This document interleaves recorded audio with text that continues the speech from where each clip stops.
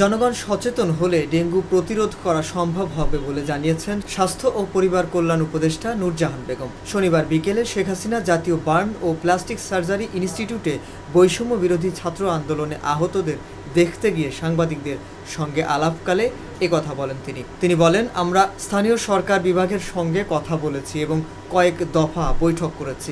এখানে দুটি বিষয় আছে, একটি হচ্ছে চিকিৎসা সেবা দেওয়া, আরেকটি হচ্ছে সচেতনতা। কুর্মিটোলা হাসপাতাল, ডিএনসিসি হাসপাতাল, কুয়েত মৈত্রী হাসপাতালে শয্যা সংখ্যা বাড়ানো হয়েছে এবং এখানে অতিরিক্ত চিকিৎসকও দেওয়া হয়েছে। এখানে কয়েকটি টিম করে দেওয়া হয়েছে। এ সময় স্বাস্থ্য শিক্ষা বিভাগের মহাপরিচালক ও স্বাস্থ্য অধিদপ্তরের ভারপ্রাপ্ত পরিচালক অধ্যাপক নাজমুল হোসেন বলেন, ডেঙ্গুর প্রকোপ গত বছরের চেয়ে তুলনামূলক কম। এবছর মৃত্যুর সংখ্যাও বেশ কম, তবে কোনো মৃত্যুই কাম্য না। আমরা মৃত্যুর সংখ্যা কিভাবে রোধ করা যায় সেই ব্যাপারে কাজ করছি। সব হাসপাতালে আমরা ডেঙ্গু চিকিৎসায় যেসব প্রয়োজনীয় চিকিৎসাপত্র দেওয়ার দরকার সেগুলো পাঠিয়ে দিয়েছি, লাগলে আরও দেওয়া হবে।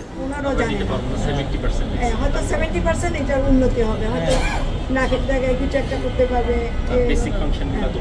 যাতে আপনি খেতে পারেন সেই জিনিসগুলো করে দেবে, কথা বলতে পারেন। 100% কপার কন্ডেন্সারে তৈরি ভিশন ফ্রিজ, তাই গুণে মানে অটুট থাকে বছরের পর বছর।